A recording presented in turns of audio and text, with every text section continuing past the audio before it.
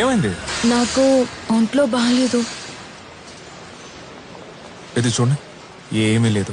ఎక్కువ ఆలోచించుకో, డాక్టర్ ఇంటికి పంపిస్తా. ఇక్కడికి రాకూడదేళ్ళు. ఏమి తినబుద్ధి కావట్లేదు. ఎవరా వంటోడు?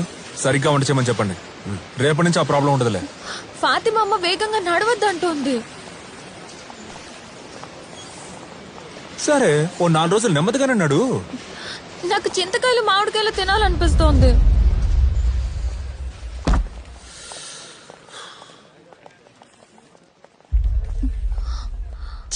చెట్టే పంపిస్తాను, తిందువుగానే.